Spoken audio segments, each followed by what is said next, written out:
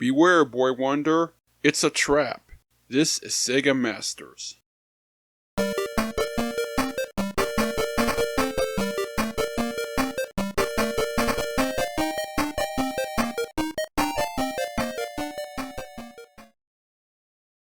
We finally reached a turning point in the Master System story in the Western market. Over the past few episodes, I've repeatedly touched on how the console's future in North America was looking quite shaky and doubtful throughout the fall of 1989, now that Sega was all but leaning on their new 16-bit Genesis platform to lead them against the mighty Nintendo juggernaut. Today's video will seemingly see that shoe finally drop, and I'll elaborate more on that in the conclusion, but at least we get to make that transition with Wonder Boy 3: The Dragon's Trap, a 2 Mega cartridge often considered one of the true masterpieces of Sega's 8-bit console. It is another entry in Sega and Weston's long-running Wonder Boy series, yet this is where we unfortunately start to truly dip into the franchise's somewhat convoluted lineage. If you remember, the series began in 1986 with the original Wonder Boy arcade title, which was a standard yet solid Super Mario-style platformer that was developed by Weston, known at the time as Escape, and published by Sega. It focused on a prehistoric lad running, jumping, and occasionally riding a skateboard through several tropical-themed stages to save his girl from an evil force. A straight-up home conversion of Wonder Boy appeared on the Master System the following year, which we covered way back in episode 26, and it was a surprisingly close port that mimicked the graphics, audio, and gameplay of the original coin-up mostly faithfully, while also throwing in a few exclusive levels. Wonder Boy also indirectly birthed Hudson's Adventure Island series on the Nintendo consoles as well, but that's been discussed elsewhere. The series then went in a completely different direction with 1987's Wonder Boy in Monsterland, a Japan-only arcade game that left the prehistoric island setting of the first game behind in favor of controlling a gallant knight in a fantasy realm.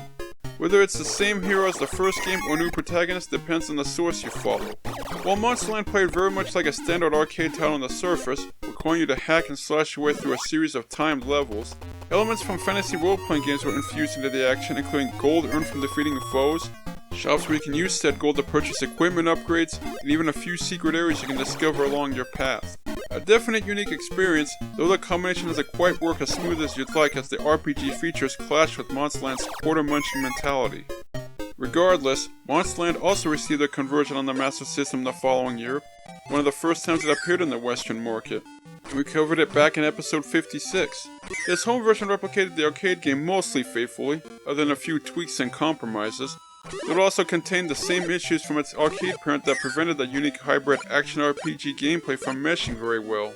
After that, for whatever reason, Monsterland was followed by two very different entries, one in the gaming halls and one in the home market, both of which claimed to be the third chapter in the Wonder Boy saga.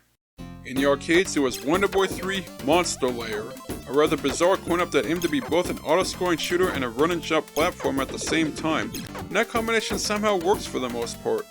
Even though it didn't exactly make any real impact in the gaming world, Monster Lair would eventually receive home ports to the TurboGrafx CD and the Mega Drive in Japan and Europe. The Master System, on the other hand, received the game we're looking at today, the first entry in the series crafted exclusively for a home console, and the first not to initially be released in Japan, only being published in North America and Europe at the time. Though if you boot the cartridge up in a Japanese Mark III or Master System console, you're greeted with this alternate title screen, suggesting a Japanese release was planned at one point under the name Monster World 2. Some have even speculated that this cart, rather than Bomber Raid, was originally intended to be the final Master System title in Japan.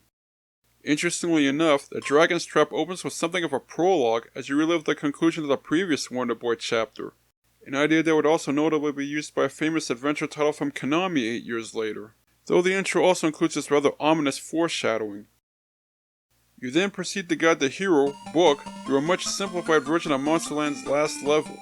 As you make your way to where your objective is holed up, you'll quickly notice that not only do you have maxed out stats, along with a full life meter, you also equip the best weapons and armor right at the start, allowing you to plow through these baddies standing in your way with very little effort. Of course, longtime veterans of certain adventure titles know that being this bulked up in the opening minutes most likely won't last. Once you manage to take the correct path through this castle, you eventually reach the sci-fi basement and head through the door at the end of this hallway for a showdown with the final boss from Monsterland, the Meka Dragon. This battle is also quite simplified from the original version, as your foe is already revealed to be a mechanical being without having to take out his first form. Here you merely need to avoid his fire breaths and strike him on the nose to inflict your damage. While the battle can get a little annoying at times, your beefed up hero should have no trouble dispatching him in short order. However, the Dragon's Trap rewrites what happens once you land the kill shot. Instead of the happy, heroic congratulations you got in the previous cartridge as a reward for your triumph, the Meka Dragon manages to inflict a curse on Book with his last breath, transforming him into a lizard man. You won't be able to dwell on your misfortune too much since you now need to make your escape from the castle as it begins to collapse around you. Luckily, the path to the exit is rather straightforward as well, and the falling blocks you encounter along the way will barely do any damage. Once you make your way outside and get clear of the castle, the prologue concludes and the Dragon's Trap truly begins as Book embarks on a quest to somehow find the Salamander Cross, the only artifact that can rid him of his curse and restore his humanity. But as we'll see, this entry is where the Wonder Boy series truly shakes free of its arcade origins and morphs into a full Metroid-style experience that the series would use going forward. For starters, instead of a coin-op style progression through a series of linear levels, you're presented with one interconnected game world to explore, with its village serving as the central hub. As you investigate your surroundings, you'll discover a few possible paths that look inaccessible at the moment, but perhaps you might be able to explore them at some future time when you obtain certain items or even gain new abilities. Also in true Metroid fashion, you've unfortunately been stripped of your legendary equipment and maxed out stats, plus your life meter has been reduced to a single heart. You're basically forced to build yourself back up from square one bit by bit throughout your journey, such as finding these hearts that extend your life meter. Once you manage to locate the one path that's currently open to you, you can truly begin making your way through the game world in earnest, searching for that means to open other paths up for exploration. This card does feature the hybrid platformer RPG template first introduced in Monsterland. It also makes some refinements to it to smooth out the combination and help it feel very much like a true so-called Metroid-vania. You still run and jump forward through the rather straightforward corridors that make up each part of the game world, slaying the creepies that cross your path to obtain gold, secondary attacks, and other essentials. Lizardman can't wield any swords, but makes up for it with his fire breath, which deals some solid damage and also has a decent range. The controls are easy to understand and work with very little issues, even though like most Wonder Boy titles, the various platforms you need to traverse can seem a tad slippery at times. Unlike the previous game, there is no coin-up style timer here, removing the pressure to keep moving forward and allowing you to farm baddies for gold and power-ups and scour each area for secrets at your leisure. Your travels will take you through a variety of lush, vibrantly colored and detailed environments, from deserts to jungles to volcanic areas, and even a couple of dungeon-like stages, though the ways they connect to each other don't always make logical sense. The game's various characters, from your own avatar to the baddies that inhabit these regions, sport some rather charming designs, and their expressive animations really show off their different personalities, especially when they react to taking a hit. The action is also backed up by a lively soundtrack composed by Shinichi Sakamoto that might seem a little too cheerful, but still does a great job of contributing to the charming, adventuring atmosphere. Whether you listen to the standard PSG music or the FMNAT's versions accessible on modded consoles, the catchy tunes never wear thin, even though the lack of variety among them may become noticeable over extended play sessions. And as usual, the sound effects are nothing special but work for the most part. Ultimately, completing your quest requires you to search out the 5 other boss dragons that are lurking in the world and defeat them in standard arcade-style confrontations. Again, these battles mostly involve avoiding their projectiles and waiting for an opening to strike them on the nose to drain their HP. Each of these brutes sports some cool design and themes that match their native environment, though as often the case on the Master System, these battles take place on plain black backgrounds. Should you prevail in your showdown with each dragon, you're rewarded with a gaggle of coins you can scoop up if you're fast enough. However, the blue flame from earlier also reappears and eventually forces Book to go through another metamorphosis into a different animal form. In this case, Mouse Man. Throughout the course of the game, you'll end up assuming a total of 5 different animal forms, each of which has varying strengths and abilities to serve your needs. As you can see here, Mouse Man can climb along checkered walls and ceilings as well as squeeze through narrow openings. Following each transformation, you do have to return to that starting village to access the next path in your journey, though you need not worry about completely backtracking through the same terrain you just fought through. A one-way return door is usually found nearby that instantly teleports you back to the town and saves you the trouble of that long hike back. Once back in town, you can record your progress to this point by visiting the church to receive a password, although it's run by an eye-patch-wearing pig smoking a cigarette. You certainly won't see that in an NES cartridge. There's no RPG leveling up here, so as far as upgrading your offense and defense goes, that's accomplished by purchasing the better swords, shields, and armor which are offered at the various shops that are found throughout the game world. You do have to manually equip each new piece of equipment, which is a bit inconvenient since it's done on the sub-screen that can only be accessed by pushing the pause button on the console itself, so you'll need to keep your Master System within arm's reach.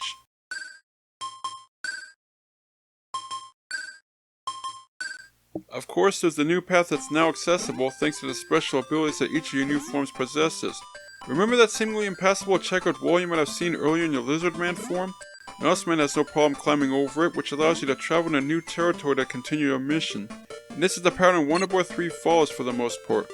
As you undergo other transformations by defeating the boss dragons, even more new paths become accessible, and you do get some nice satisfaction as you gradually unlock the game world piece by piece. You never have to really worry about where to go next either, as the cart subtly leads you in the right direction. Unfortunately, as well as smoothly as Wonder Boy 3 plays, it does show its age in spots, and isn't without a few annoying and even frustrating issues that can bump the difficulty level up. Once you leave Lizardman behind in favor of the other forms, you lose his ranged flame attack and have to do most of your monster slaying with swords, all of which have a rather short range that forces you to get up close to your aggressor to connect with your strikes, often resulting in you suffering plenty of damage yourself. Not to mention the cheap hits inflicted by the creeps who are just off screen yet can still take you by surprise with their projectiles, giving you little chance to defend yourself. The secondary magical attacks you earn from defeating foes, which you also equip on the sub-screen and unleash by pushing down on the D-pad and the jump button, do help out somewhat, though they do slightly less damage than your sword. On top of that, quite a few spots are out there where you can find yourself swarmed and overwhelmed by an onslaught of baddies as your health is quickly drained, even with a generous moment of invincibility should you get hit. In fact, during said moment of invincibility, you can find yourself getting juggled around and not being able to retaliate until you finally get your footing, which gets on your nerves pretty quickly. Piranha Man is the third form you take on. As you might expect, he's an expert swimmer who can navigate aquatic areas with ease, while the other forms struggle with water. A few unique ideas Wonder Boy 3 tries out don't quite work out either. Most notably, the card seemingly takes a cue from certain tabletop role-playing games by featuring a charisma-like stat in the form of charm points, which are determined by your current form plus the armor you're wearing, though the red stones you can sometimes find also contribute to your charm. Some of the shops you come across during the game may appear to only offer question marks, indicating top-tier arms and armor currently off-limits to you unless you have the necessary charm points to even look at them. Trouble is, the card never makes it clear how many charm points are actually required to have access to that special equipment. As a result, you're often forced to constantly guess and experiment on how to finally convince the shopkeeper to sell his wares to you. Whether it's finding a spot where you can grind for the red stones, wearing different suits of armor while visiting that same shop, or even coming back in a new animal form. Ultimately, while an interesting idea in theory, the charm system just becomes an unnecessary annoyance to deal with. The paths themselves you travel through can seem a little too straightforward as well, as you just mainly go in a straight line from the village to the boss, with no branching forks or alternate roads to check out. Fortunately, there are still plenty of hidden secrets to discover, encouraging gamers to revisit each area with different forms to possibly uncover something new. Some levels also contain special transformation chambers, allowing you to cycle through the forms you've accumulated to that point, and giving you the chance to explore the surroundings using different abilities. Lion Man as the fourth transformation is not only the most physically strong of the 5 Beastmen, but also swings his sword in a downward arc, allowing you to attack foes and break blocks slightly above and below you. Like most Metroid-style games, you only have one life.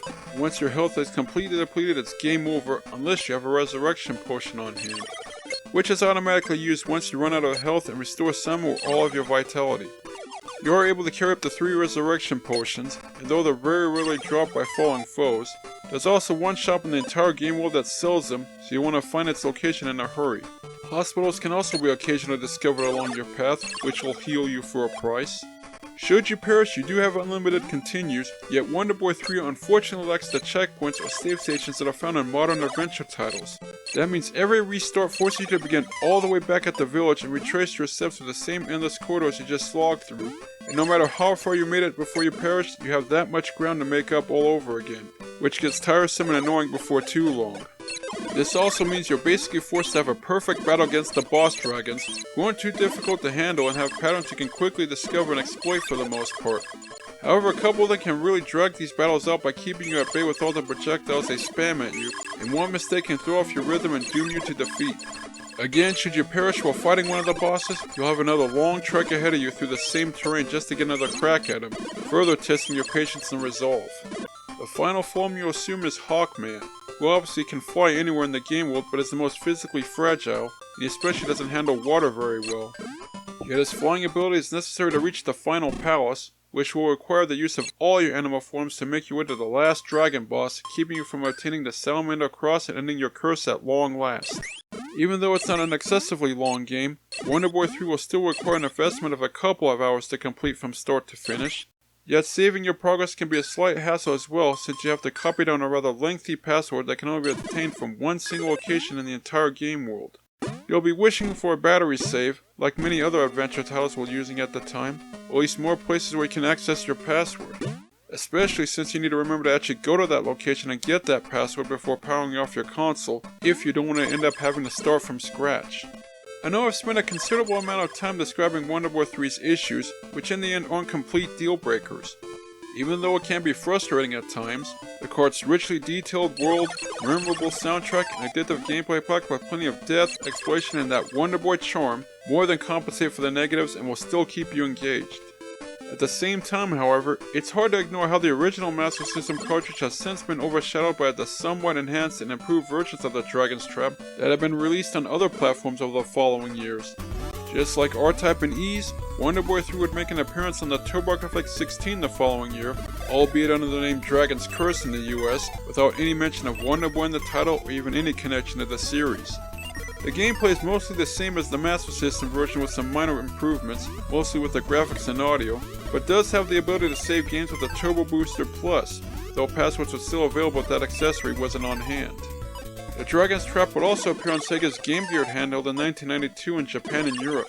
This pocket-sized version also largely plays very similar to the Master System original, though it was obviously reworked for the smaller screen, with many areas either redesigned or removed entirely. And it even sports a few minor improvements of its own to the template, including a better use for the Charm Stones. But in 2017, a group of independent developers known as Lizard Cube worked with Ryuichi Nishizawa, the founder of Westone and one of the original creators of the series, to craft another remake of the game, known simply as Wonder Boy the Dragon's Trap, that was released for the current platforms by .emu, and serves as the ultimate love letter to longtime fans of the series. The gameplay of the Master System version is intact, while also containing some new features and plenty of quality of life improvements, with most of the annoying bits from the original cartridge being discarded, especially the charm points. It also sported this cool hand-drawn art style for the visuals, along with a remixed soundtrack, though you can also play with Master System style visuals in high definition, along with the original 8-bit audio, and even mix the combination if you wish. In conclusion, Wonder Boy 3 isn't perfect due to some rough edges, and may even seem a little archaic when compared to the more modern Metroid-style adventures, especially its own remake, yet still manages to overcome its warts to justify its status as one of the crown jewels of the Master System catalog alongside Phantasy Star. Some may understandably prefer the newer version of the original Master System cartridge, yet whichever version you play, fans of Metroid-vania should definitely check this quest out.